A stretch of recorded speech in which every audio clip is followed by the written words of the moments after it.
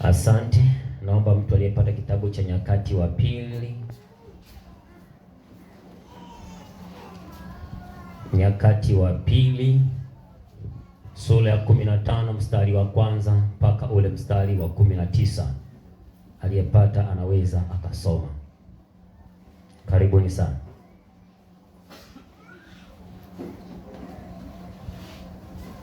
Nyakati wa Pili 15:1-19. Ni maandiko marefu, mwenye weledi asome katika vituo na kila namna ambayo inastahili kusoma.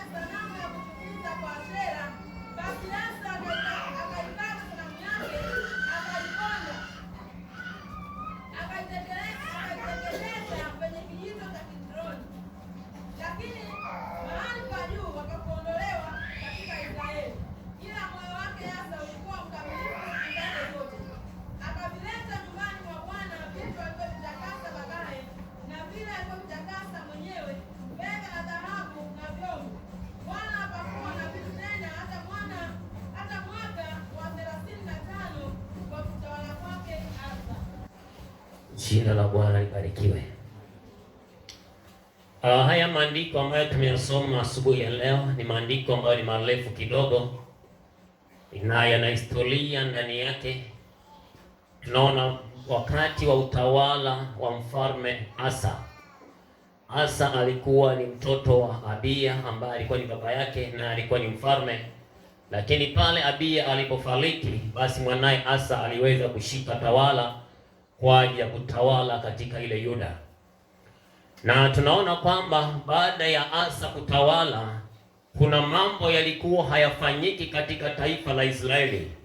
Kuna mambo ambayo yalikuwa yamekufa kama jinsi ambavyo Mungu alikusudia katikati ya maisha yao. Maana Biblia inasema nyakati zile hapakuwepo na mwenye kufundisha wala mwenye kuomba wala mtafutaye Bwana. Lakini tunaona kwenye uongozi wa Asa, wakati anaingia, anavifanya vitu ambavyo vilifika wakati watu walianza kumtafuta Bwana katikati ya maisha yao. Kichwa cha ujumbe nimesema harakati za Asa kutafuta uamsho. Harakati za mfalme Asa kutafuta uamsho.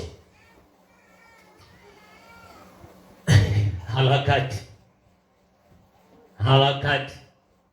Nini maana ya harakati? Karibu. Huyu jamaa na harakati za maisha. Sasa, yaani kila mmoja anajua harakati, lakini kama yeye anaweza kujua.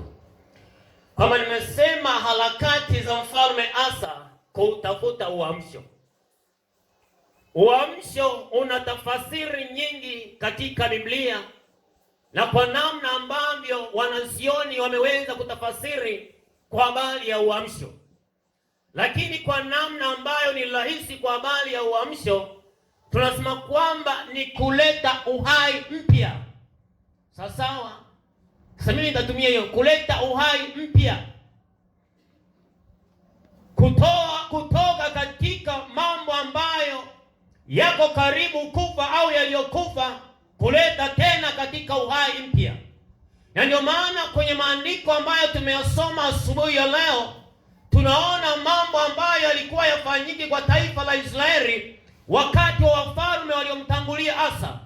Lakini baada ya Asa kuingia madarakani, tunaona yale mambo ambayo yalikuwa yamekufa, mfalme Asa anasimama kwa zamu yake, hata yale mambo yanaleta urejesho tena katika taifa la Yuda.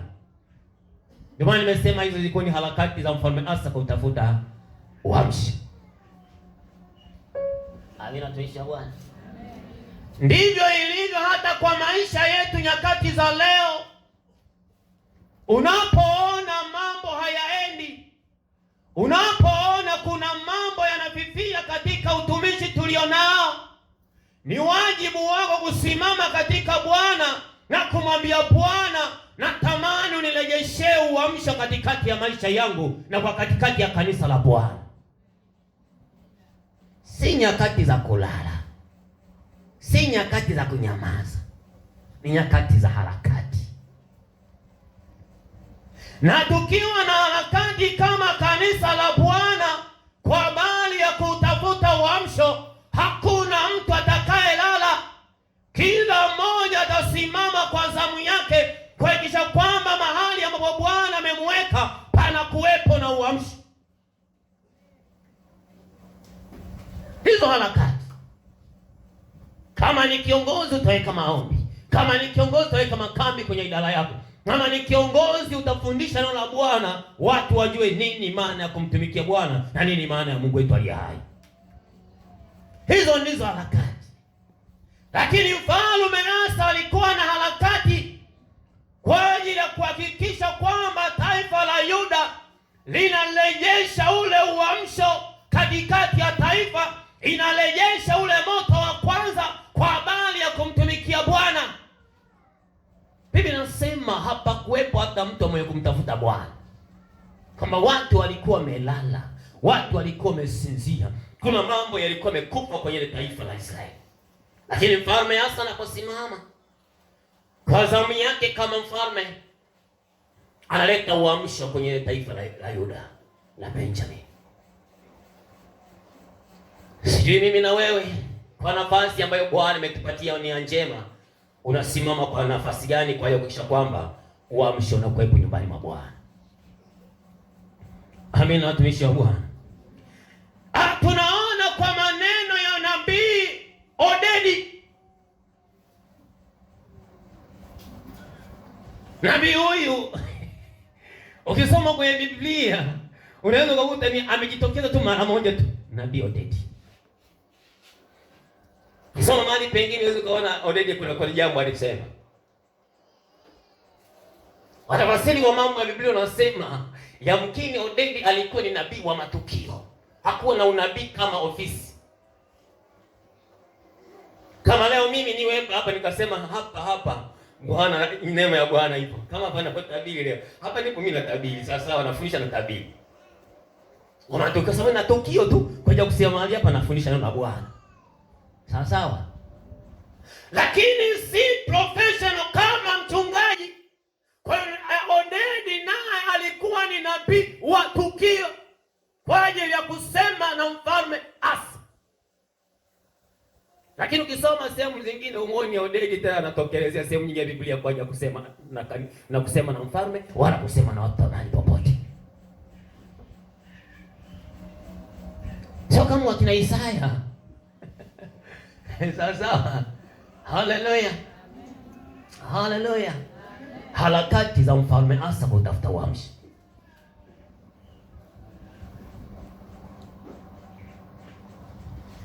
Tuko pamoja watumishi wa Bwana.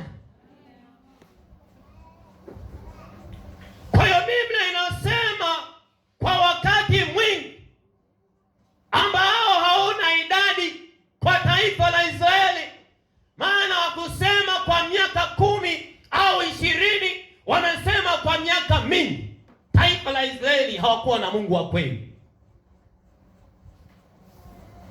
Harakati ya kwanza ya mfalme Asa kwa ajili ya kuhakikisha uamsho unatokea, Biblia inasema alisimama kwa nafasi yake. Aliondoa machukizo yote katika taifa la Israeli. Hiyo ilikuwa harakati yake ya kwanza. Haleluya. Haleluya.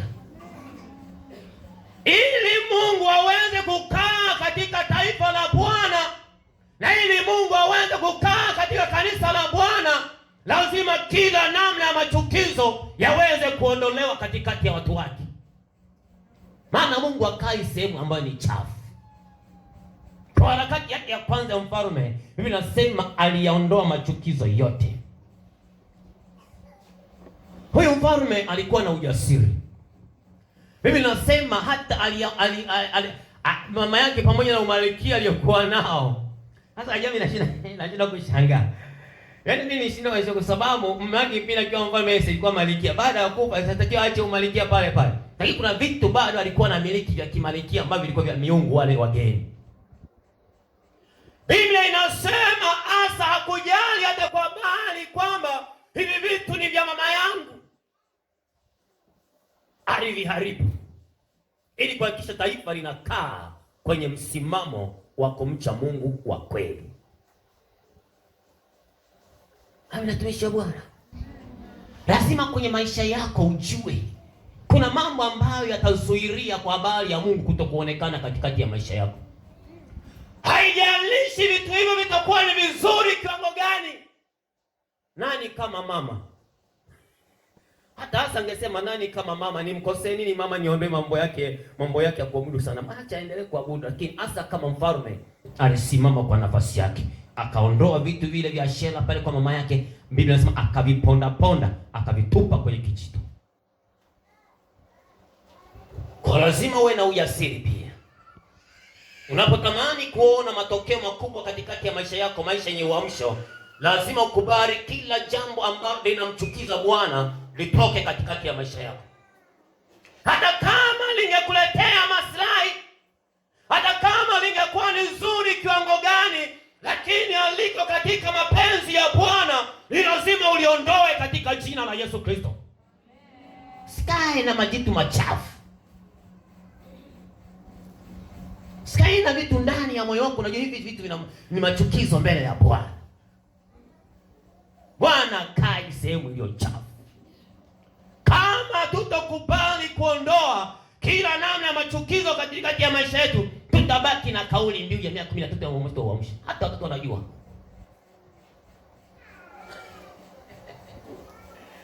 Hata wazinzi sasa hivi wanaijua. Maana wanajua tukiingia Tanzania hata nguvu haimo. Hatajawahi kuona msisimuko wa nguvu ya Roho Mtakatifu, lakini kauli mbiu anaijua bado haimsaidii. Katika jina la Yesu ni lazima aondoe kila namna ya uovu ili Bwana kae katikati ya maisha yake. Haitomsaidia. Sasa kaona ni upumbavu kukaa na vitu ambavyo havina maana. akaviondoa kama mfalme, ili uamsho ukae kwenye maisha yako. Ondoa kila namna takataka katikati ya maisha yako.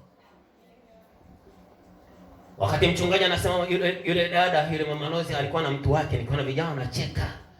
Hata kama una mtu wako ni mzuri, unampenda kiasi gani, lakini Yesu ni zaidi. Hata kama anakupa chipsi kuku kila wiki na kila mwezi, na unasuka nywele za gharama, tunakuona wa maana, bora uachane naye kwa jina la Yesu, kwa ajili ya ufalme wa Bwana. Yona binti anafurahi mtu wake, kwa sababu baba anajua mtu wake. Yaani kwani kuna tofauti gani kati ya kusema mtu wake na mume wake? Mimi naona ni mambo yale yale. Si katibu wangu najua. Yona wanamshangaa mchungaji kumbe anajua mtu wake. Jamaa, hata mimi mke wangu mtu wangu. Sawa sawa. Amen. Vijana ni sisi wamedadavua Kiswahili, wamekirahisisha, yaani tuwarahisishie maisha. Au huyo mtu wangu tu. Mtu wako kwenda wapi? Ili watu wasijue kwamba ni hawala yake. Sasa huyu mtu wangu tu, mzee, huyu mtu wangu tu. Huyu ni mtu wangu. Yaani adhifu kwamba leo unachukulia kwamba kama nani hapa, kwamba huyu jamaa yangu tu. Yaani hapa hamna kitu kinachofanyika nje ya mapenzi ya Bwana. Anaficha ule ukweli. Sio atakuwa pendwa. Ni mtu wangu tu. Hallelujah. Kwa lazima tukubali kuondoa hayo makando kando. Lazima tukubali ili Bwana aweze kuonekana katikati ya maisha yetu. Hiyo ndio ilikuwa harakati ya kwanza. Ilikuwa si kazi nyepesi. Watu waliokuwa wamezoea kuabudu miungu isiyojulikana. Watu ambao walikuwa wamjui Mungu aliye kweli. Lakini leo mfalme anasimama kwa mimi, si cha Bwana kitoa. Haikuwa kazi rahisi. Ndivyo ilivyo kwa maisha muamini anapomkubali Yesu kuwa ni Bwana Mwokozi wa maisha yake. Kukubaliana kuacha mambo yote huwa si kazi rahisi. Lakini ili Bwana aweze kuondoa hayo mambo, lazima uiruhusu nguvu ya Bwana iingie katikati ya maisha yako, iondoe. Na Bwana anaweza. Tunaosema hapa tunajua.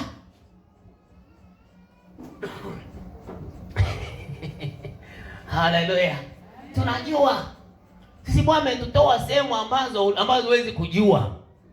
Kwa maana mimi nikiona kwamba tunashindwa kuacha uzinzi, mimi nakuona mshamba, kwa sababu uzinzi unawezekana kuachwa.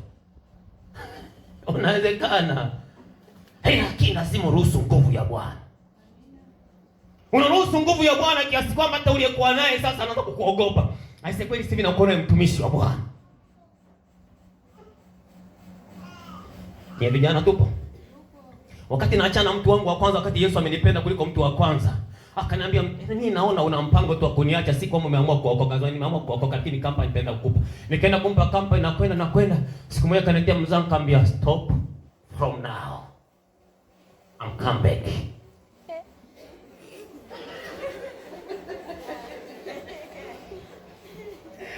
Haleluya. Haleluya. Sasa ni kweli. Nikamwambia Yesu ni zaidi. Yesu ni mzuri kuliko kitu chochote. Wakati wewe unamkula Yesu unaona hakuna chochote tena. Nikamwambia haiwezekani. Mke wangu anamjua mpaka ananiambia simu. Kaka, yani sisi kwa kaka. Kwa hiyo ni mtumishi wa Bwana kaka. Naambia Yesu nishakuwa kaka yako.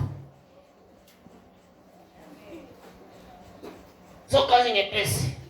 Mtu alishatangaza ndoa kabla mimi sijatangaza uchumba naye. Sema huyu ni wa kwangu, kaishamiliki. Sasa kuna miliki mtu ambaye hata sio wa kwako. Yesu akasema ngoja nimwahi mjamani kamilike mpaka sasa. Kwa ndio maana huu ujasiri mkubwa. Nikamwambia Yesu anaweza. Haleluya. Amen. Kwa swala la kuacha uamsho na kutafuta kuacha uovu na kutafuta uamsho ni wajibu wa kila mshirika. Haijalishi uko vizuri, lakini mwambie Bwana tunataka uamsho katikati ya kanisa la Bwana.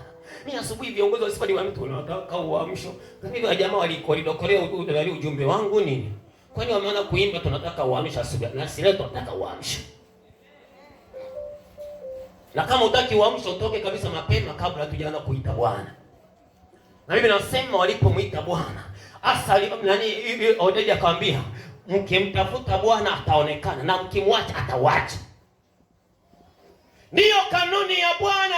Bwana na Odedi anamwambia Asa, maana ule unabii unakuja baada ya ushindi.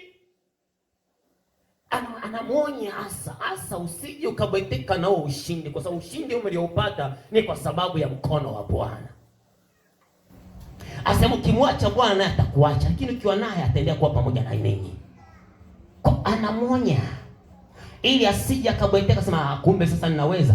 Kumbe ile mataifa yalikuwa yamevunjika mbele za Bwana, lakini mimi nina nguvu kuliko wale wafalme wote. Mungu anamdhihirisha kwamba ni kwa nguvu yangu. Haleluya. Ushindi tulionao katikati ya maisha ya wokovu si kwa nguvu zetu, bali ni kwa nguvu ya Bwana ambaye ameiachilia katikati ya maisha yetu. Ndio maana tunaishi kila itwapo leo, hatuogopi. Hiyo ndio ilikuwa harakati ya mfalme kutafuta uamsho. Haleluya. Haleluya. Wale mnaojua kuvaa miwani msinishangae. Kama nitakuwa navaa vyovyote kwa staili yoyote, lakini lazima ili mradi tu mambo yakae kwenye ili iweze kukaa kwenye macho. Lakini jambo la pili nasema kumfanyia ibada Mungu ya kweli yenye kuambatana na matoleo. Ule mstari wa 9 na 11 inasema walipokusanyika walimtolea Bwana, akamchinjia ng'ombe, vitu vingi pale. Biblia inasema kwenye ibada ndipo palipo na kila kitu. Kwenye ibada kuna kutiwa moyo. Kwenye ibada kuna matengenezo. Tuko pamoja watumishi wa Bwana. Unapoona mambo hayaendi, unapoona kuna mambo yameingia ndani ya maisha yako, yamefika sehemu yameuvunja moyo wako, njoo kwa ibada. Bwana atauamsha moyo wako. Sio muda kukaa. Sio muda wa kusema sasa mimi kanisa Bwana umenisema. Sasa nimechoka, ngoja nilale. Mimi ningekuwa mtu wa kulala ningekuwa tayari nishaachaga wokovu kwa maneno ya watu. Anajiona utafikiri ndio mchungaji wa kanisa hili. Ninafanya kwa ule utumishi tu Bwana alionipa. Kwa wakati wake na majira yake ukiisha umeishia hapo. Lakini kwa majira ambayo Bwana amenipa, ni lazima nisimame kwa haki ya Bwana kuhakikisha mambo yanakwenda. Sitojalisha maneno yako. Kuna watu wanasema mimi na Beelzebuli. Mpaka leo ushe kuona kama ninaanguka pepo. Kuna watu wanasema ni huyu, hamna lolote. Haijalishi. Ninaye Mungu wa kweli. Na ibada sijawahi kuacha. Yaani kuna mambo wakati wewe unasema yaani hata katika hili mimi angoja tu. Unapata kufikiria siri hame hapa. Lakini unafikiri atakuwa nikienda utakutana hayo. Kwa sababu kuna mtu mwingine alihama kule kwa sababu ya maneno. Ninaamua ngoja tu nitulie hapa. Acha niwe punda wa Bwana. Iko siku Mungu atanitoa ningali hai. Bwana anasema ujapopita katika bonde la uvuli wa mauti, Bwana atakuwa pamoja na wewe, wala maji hayatakugharikisha. Kwa nini uogope? Njoo kwa ibada. Bwana anatengeneza kwenye ibada. Mimi mwaka mmoja mimi nayehubiri hapa nishai kujaribu kujinyonga mwaka mmoja. Wewe hujawahi kujua. Na ilikuwa ni siri yangu mwenyewe. Sijaona. Mambo yamenifika hapa. Nasema hivi kweli. Hata fulani akija kwa nimekaa tamaa kwa atanielewa. Ni bora tu nitangulie kusimu. Lakini kuna watu walisimama wakanitia moyo. Twende kwenye ibada, nikuta kwenye ibada. Nasikia hao wanataja magari, hao wanataja farasi. Lakini sisi tunalitaja jina la Bwana. Hao wameanguka, sisi wameinuka, wameinama. Lakini sisi tunalitukuza jina la Bwana, nikapata nguvu. Amen. Ndani ya ibada kuna matengenezo. Bwana atakutana na haja ya moyo wako, atakutia nguvu, atakusaidia. Kama Asa alivyosema, wewe Bwana Mungu ndiye tunajua unatusaidia.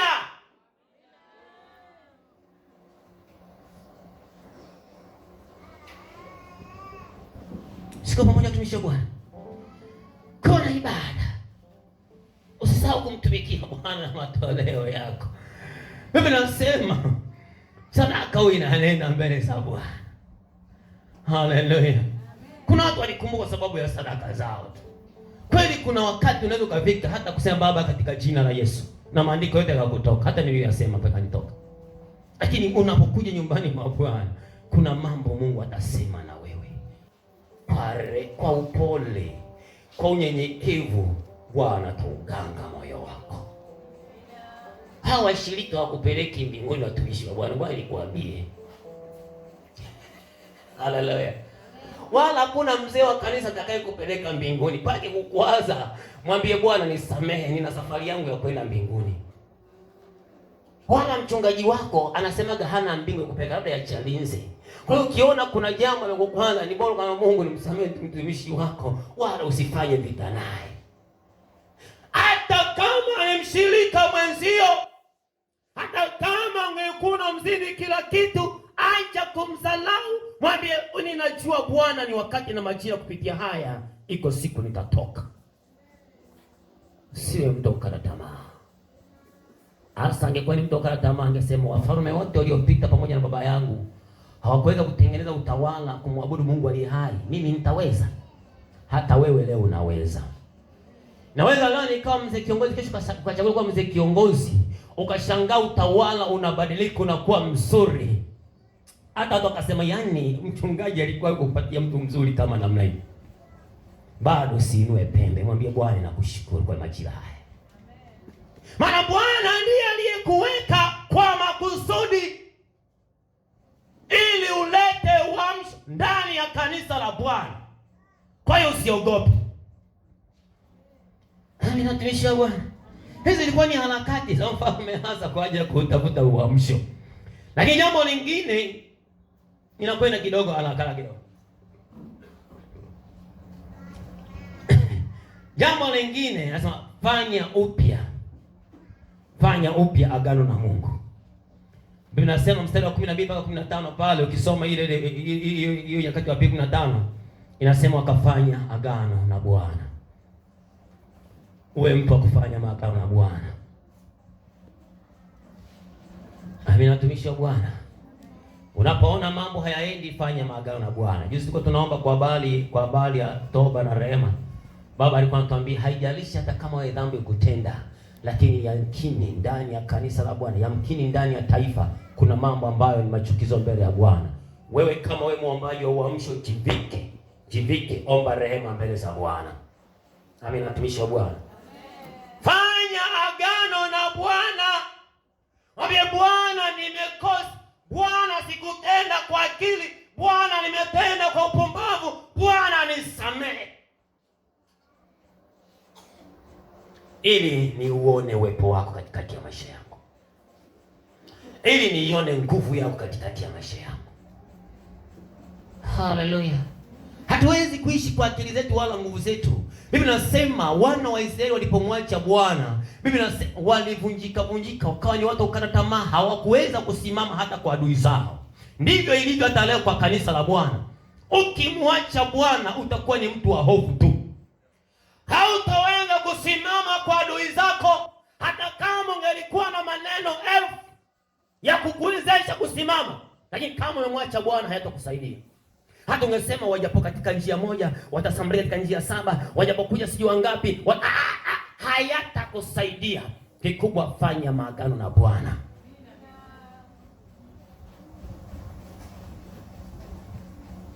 Kuna watu wanapenda madudu, lakini wanajifanya wako ndani ya Bwana, ni watakatifu kuliko Yesu mwenyewe. Fanya agano na Bwana. Haleluya. Fanya agano na Bwana.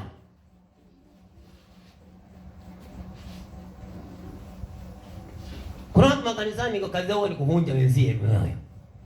Yaani yule unavyomwona yule ana chochote wala chochote. Yule mimi ndo namsaidiaga tu maisha yake. Ana lolote. Akija kusikia yule mtu hivi, haya, nani kasema? Mzee kiongozi ndiye aliongea. Mzee kiongozi huyu anatuhubiria watu wa siku takatifu, tuache umbea na wasenge. Naye wanahubiri tena huyu. Ni kwa sababu yuko mtu ana mdudu ndani ya moyo wake wa kukatisha wengine tamaa, lakini lazima ufanye agano jipya na Bwana. Bwana tusamee Bwana, takasina kuja mbele zako Yesu nisipokee. Usijukavili kwamba muda wote hiyo saa inafanya kazi mpaka kufa kwako. Ukikosa omba rehema na toba kwa Bwana. Acha kujifariji. Nilitubu miaka ile. Ulitubu utakwenda jehanamu na ulitubu miaka ile ukiwa bado mtoto na ukabatizwa kitoto. Lazima tuseme kweli ili kusaidie. Haleluya. Amen. Haleluya. Amen. Yesu ni mtamu.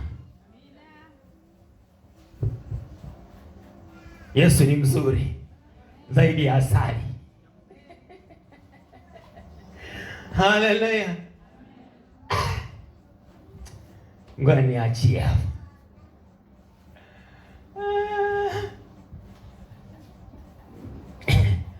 Fanya toba. Sawa sawa. Fanya toba. Inawezekana unaishi maisha mazuri tu, matakatifu mazuri tu ya kumpendeza Bwana. Sawa, tumishi wa Bwana. Sina mama kwamba umehesabia dhambi na dhambi. Lakini je, unasimama kwenye wajibu wako? Haleluya.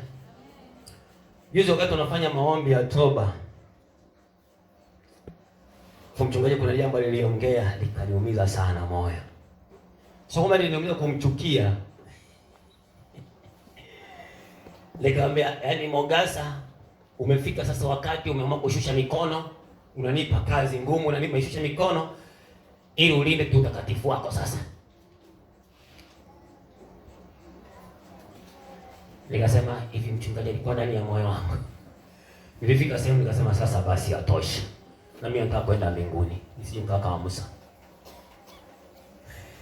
Najua kuna watu wanajua mimi labda naongea haya mambo kwa sababu nalipwa posho. Hata shilingi. Ila ujira wangu huko kwa Bwana. Maana kuna mtu mmoja simu yake anasema, unajua kwa pesa za kanisa zinaliwa na Mogasa. Sasa Mogasa unaenda usiponi hapo mzee mwenye kiongozi. Sasa kwa nini iwe namna hii? Kwa nini iwe namna hii? Sasa si kwa nini niseme na neema ya Bwana. Nikatulia.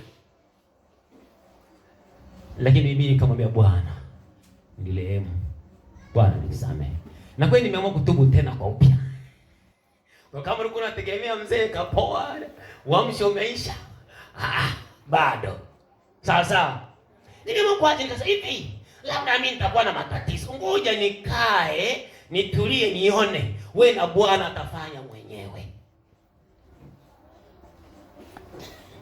Lakini Bwana hawezi kufanya mwenyewe, ndio maana amekuweka wewe. Haleluya. Amen. Ndio maana hata sehemu zingine haziendi, tunataka uamsho kwenye idara zetu. Mambo yakae vizuri. Wewe wenzangu na mimi ambao kumeka tamaa, uamke na wewe leo utubu. Mimi nishatubu toka wiki ya kwanza na maombi. Kwa ndo maana nikiongea pata sina dhambi. Maana nishafanya urejesho na Bwana. Nimwambia Bwana nisamehe kweli. Sikufanya kwa sikufikiria kwa vile. Bwana amekupa dhamana ya kusimamia, simamia. Biblia inasema mwenye kusimamia asimamie. Mwenye kurehemu arehemu, mwenye kukemea kemee tena kwa ustahimilivu, mwenye kuonya katika kuonya kwake. Mbona maneno ya Bwana yako vizuri? Na hiyo mchungaji, yani ukimkemea mtu, ukimwonya mtu, yani kama ni binti anakwenda kwa mama yake. Yani mzee kiongozi huyu ana maneno, yani mimi simpendi. Alafu unajua mama, sijui anatakaga. Yani tuache kumtaka Bwana nguvu zako, tukae kumtaka mtu. Tunamtaka Bwana nguvu zake. Ni kwanza miaka 13 ya Bwana moto wa mwisho. Tunamtaka Bwana na nguvu zake. Tena tunasimama. Kwa wana vi maneno vya vichongezi. Yaani mpaka unafika sehemu hivi, unatembea vifu kama umejinyia vile, lakini una rehema ya Bwana inatosha. Kwa hiyo mwenzangu ambaye kwa hujatubu, tengeneza kiongozi wa Bwana. Simama kwenye nafasi yako kama mfalme Asa. Ili uamsho utokee mahali ambapo Bwana amekuweka. Si wakati wa kunyamaza. Ni wakati wa utendaji kazi ndani ya kanisa la Bwana. Tukauone mkono wa Bwana. Tumuone watu wakimwabudu Bwana. Tuone bubujiko la Bwana. Tuone Roho Mtakatifu akitenda kazi ndani ya kanisa la Bwana. Tuone vipawa na huduma ndani ya kanisa la Bwana. Maana Mungu akiachilia uamsho, akarama vipawa vitatenda kazi nyumbani mwa Bwana. Oh, haleluya! Yaani wewe hutosema haleluya mpaka Januari, kama hujasema mpaka Disemba. Yaani Mungu alivyo mahali hapa mpaka mimi mwenyewe najishangaa. Yaani yaani kiana somo naliandaa mpaka unakosa usingizi ndio hili. Na mchakaka mke wangu anambia mke wangu, unaandaa ujumbe wiki nzima, wewe vipi una matatizo? Anambia wewe mcheza. Naambia mimi nakaka naandalia ujumbe kichwani nikija naandika. Akinikuta yaani tunaandaa ujumbe sasa, nikamwambia wewe ujumbe nishaandaa toka siku nyingi. Leo mimi naandika. Kwa kila mmoja ana maki. Ngejana nini? Ameara kaniacha nikitanda. Nasema asubuhi natamani nisome tena, mchungaji ananiambia Bwana ananipa maelekezo. Na mimi inabidi mtii nimsikilize. Simwambii baba, nataka nikablashi tena nikaneneshe ng'ombe siku ya mnada, lakini muda ulikosa. Lakini na mashaka nimekaa hapa na wasiwasi. Mwambia Mungu sifa inakwenda kuisha, mbona maneno siyaoni? Lakini nashangaa maneno yenyewe yamekuja katika jina la Yesu. Oh, haleluya. Lazima tumtumikie Bwana kwa vile viwango ambavyo anatamani tumtumikie. Sio wakati wa kutulia. Tunataka uamshe sasa. Fanya agano na Bwana. Ukiona umekwenda tofauti na mapenzi ya Bwana, sio wakati wa kujifariji tutakutana huko na Bwana. Sio kama kipindi kitu tunachezaga madisco. Tunacheza disco ni mtu akiweka tu wimbo wote Mungu utajia. Unaanza kucheza, utanikutaga huko. Utanikuta ujue hata wimbo gani unakuja, utanikuta huko. Sasa watu kwa hiyo kuweka muziki wa kufanya hivi, hapo ulianza hivi. Inakuwaje? Utanikuta huko. Bwana hakukuti huko. Bwana atakutengeneza uanze naye safari mpya. Haleluya. Tengeneza uanze safari mpya na Bwana. Sio Bwana atakukuta huko. Kwa pamoja tumisha Bwana.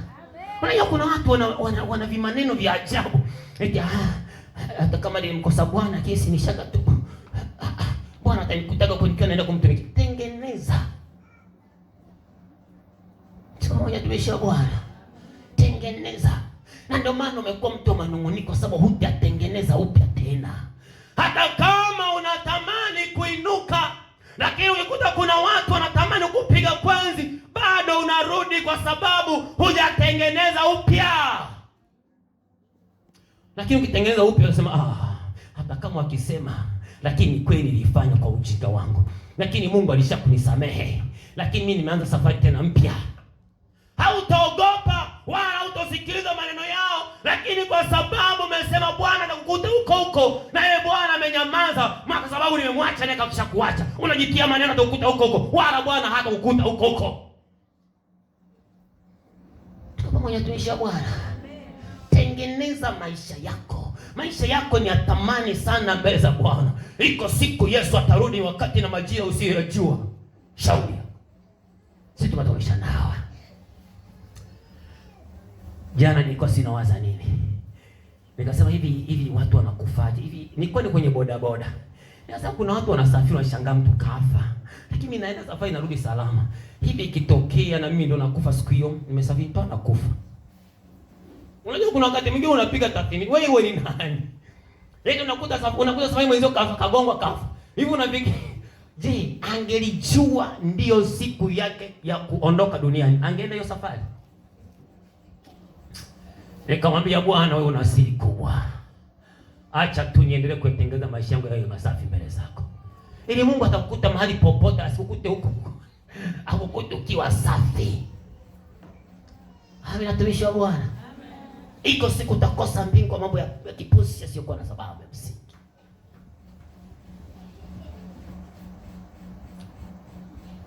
Hiyo ndio injili ya Bwana. Tengeneza maisha yako na Bwana. Amina tumishi.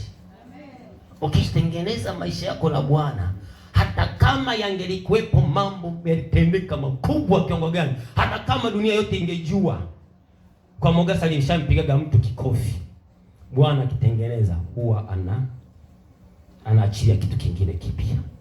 Ndio wanasema ya kale yanapita, yanakuwa mapya.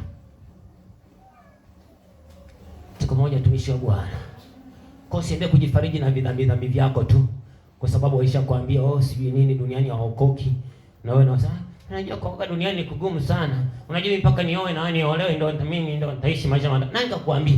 Sisi tuliokoka tukiwa vijana. Tena nimeokoka na miaka 24. Mtu mzima anajitambua.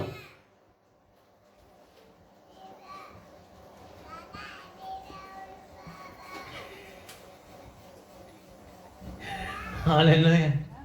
Mtu mzima. Yaani wakati wengine wenzangu ndio wanaingia kwenye katikati ya starehe. Hapo bwana anapiga roba. Kuchi hapa. Sasa yeye ana miaka 24 unafikiri koji. Na sikuwa na miaka 24. Katika watu ambao wana miaka mingi kabisa 30 na kitu na mimi pamoja nilikuwa pamoja na mimi. Kwa hiyo nikiwaandikia watu wengine matangazo ya kuoa na kuolewa, nakuta mtu ana miaka 24, 5 anaoa, anaenda Bwana akakupa neema wewe. Tuko pamoja. Leo ambao unahisi kama umechelewa, hujachelewa. Bado Bwana ana mpango mzuri na wewe. Wewe kana Bwana. Kwa hiyo tumemwandikia mtu mmoja binti ana miaka 28. Ndio anaolewa. Ukimwona huwezi kujua kama ana miaka 28. Lakini kaolewa. Yaani katika watu ambao nishai kuandikishiaga matangazo ya kuoa ambao wanaanza special. Acha mtu anayebariki ndoa ndio binti alikuwa mtu wa kwanza miaka 28. Wewe una miaka 22 tu unajua. Mimi sioni kushoto kulia. Sioni mawio na machweo. Nakwambia nani? Kana Bwana. Kana Bwana. Ndio maana tunakuja nyumbani mwa Bwana tutengeneze. Haleluya. Lakini jambo jingine ni maombi. Soma kitabu cha Nyakati wa Pili 14:11 hadi 12. Nyakati wa Pili 14:11 hadi 12. Tukamalizie.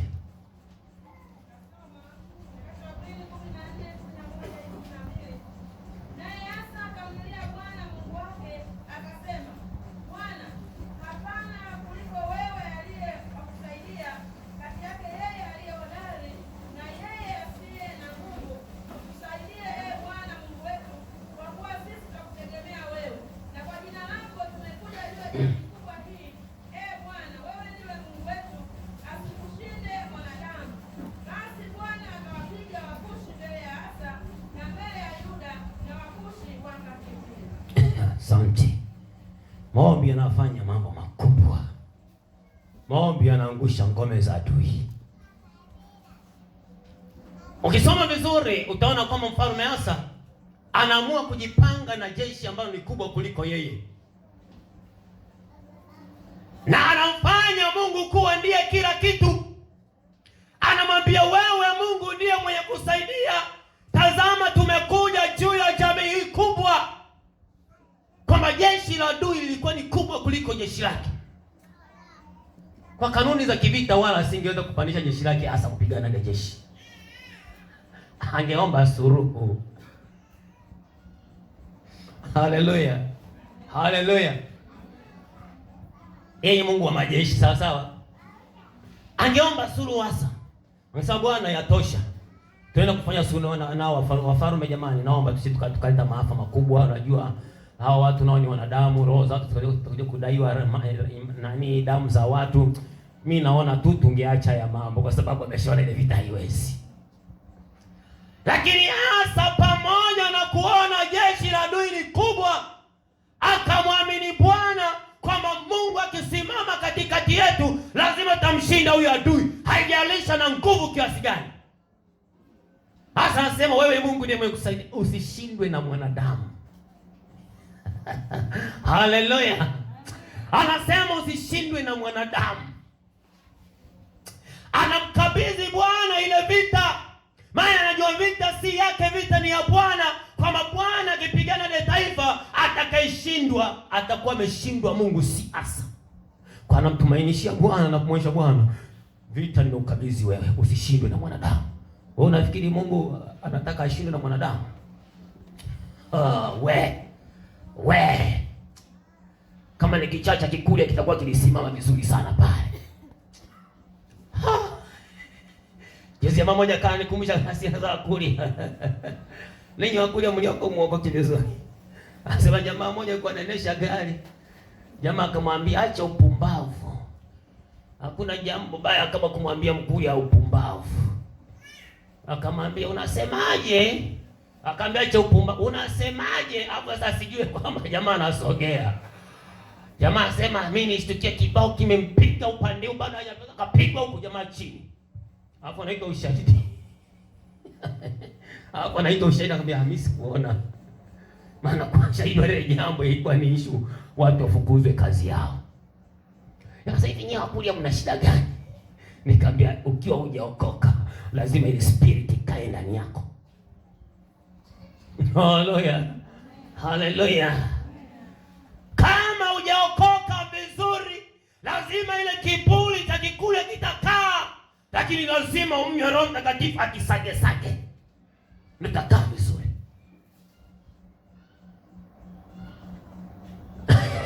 Haleluya. Bwana, asalamu Bwana, usishindwe na mwanadamu. Wakati mmoja nilikuwa na rafiki yangu nikamwambia, wakati tumesimama na polisi nikamwambia, polisi ananiambia wewe mbona unajiamini sana? Nikamwambia sijawahi kupigwa na mtu na sintokuja kupigwa na mtu yoyote. Alafu namwafanyia hivi. Alafu nataka niguse tu vipa. Alafu aone moto. Maana unatafuta ugomvi hata ambao si wa kwako. Maana unatembea unahisi kwamba unawasha kumpiga mtu. Tunatoka tunakwenda sehemu moja ukakuta mtu anajipendekea tukampiga. Jamaa sasa mtumishi wa Bwana. Ananiambia sasa wewe rafiki yangu, sasa mtumishi sio mtumishi wa Bwana. Sasa wewe rafiki yangu. Jamaa alimkanyaga na guta. Alipomkanyaga na guta nikamwambia aise unamkanyaga na guta, nikashika guta nikavuta. Jamaa anapiga pedo haliendi. Nikamfuata nikampiga kofi la kwanza, nikaona anataka kushuka, nikampiga lingine. Akaona hii vita siwezi. Jamaa akanishika. Kama wewe Mogasa vipi? Mbona unataka kumpiga mtu? Je, ungemkanyaga Yesu ungemuua? Nikamwambia ndio ilikuwa adabu yake. Afu tunaondoka.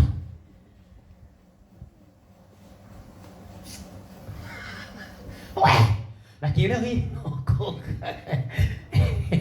Leo tumeokoka, tunahubiri injili ya Bwana. Tunatangaza rehema za Bwana. Tunatangaza ukuu na nguvu ya Bwana ambayo imetutoa mahali pa mbali, na wewe chukua hiyo. Yesu anabadilisha. Omba. Ni mwenye mchovu baba, katika jina la Yesu umelala. Wewe utamshinda adui na maombi ya uchovu namna hii. Sasa nataka uamsha. Unataka uamsha uje kuanzia Januari mpaka Disemba unakula ugali na ubwabwa. Unataka uamsha. Uamsho huo labda kuona labda kula mboga za majani pale nyumbani kwangu. Ukija pale nyumbani kwangu utakuta uamsho wa mboga za majani, utakula utashiba. Maana ziko nyingi za kutosha. Lakini si uamsho wa Mungu wetu aliye hai. Hautaupata kama hautojikana mbele za Bwana. Omba, funga, omba ili Bwana aonekane katikati ya maisha yako. Mfalme Asa anasema akajipanga akamwambia Bwana, usishindwe na mwanadamu. Hata kama vita inapokuwa kubwa katikati ya maisha yako, mkabidhi Bwana. Mungu hapendi kujifedhehesha. Mungu hapendi kujipinga. Sawa. Yaani Asa mwambie Mungu usishindwe na mwanadamu. Alafu eti adui wampige yeye Asa. Bwana akasema nitafanya kweli. Na Bwana alifanya kweli. Vita si yetu, vita ni ya Bwana. Unapokutana vita, mkabidhi Bwana apigane hiyo vita. Tumoja tumishi wa Bwana. Itakupa ujasiri. Kwenye maombi kunaleta unyenyekevu. Kwenye maombi panaleta ushindi. Sasa hivi uombi una neema hii. Ukipita kwenye jaribu na kwambia tutakupoteza. Kuna watu sasa wanaomba lakini wanapokuwa kwenye changamoto, ili maombi yanawabeba kwenye hii neema. Ndio nilikuwa nafikiria kwamba hivi maombi ya siku 21 ambayo yametengwa na taifa kwa ajili ya kuomba. Watumishi wa Bwana, kuna mwingine toka tumeanza leo siku ya ngapi? Ya 7. Hujawahi hata kufikiria, yani hujawahi kufikiria hata kama una shida ya kimwili. Ungesema ngoja tunyende nyumbani mwa Bwana nikamwombe Bwana hata siku ya Jumatano au Alhamisi. Haujawahi kufikiria, unasema hii wiki za maombi ngoja mimi nipumzike zangu nyumbani mpaka atakaomaliza siku 21. Wewe utamuona Bwana nguvu zake. Miaka 13 ya umoto wa mwisho. Tunamtaka Bwana nguvu zake. Haiji.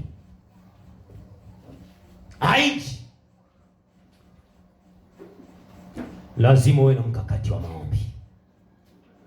Amen, watumishi wa Bwana. Nikajiuliza kama hivi, kama haya siku 20 hivi ikitoke, wewe mwenyewe binafsi unaweza ukaamua kweli ndani ya wiki ngoja nifunge? Unaweza kweli? Haya kwa lazima, haya ya sheria, haya ya amri ya TH, unashindwa kusema ya kwako binafsi utaweza? Haya tunatiana nguvu. Njoo tuombe Bwana. Haleluya. Njoo mkabidhi vita yako Bwana. Bwana atakutetea, atakupigania.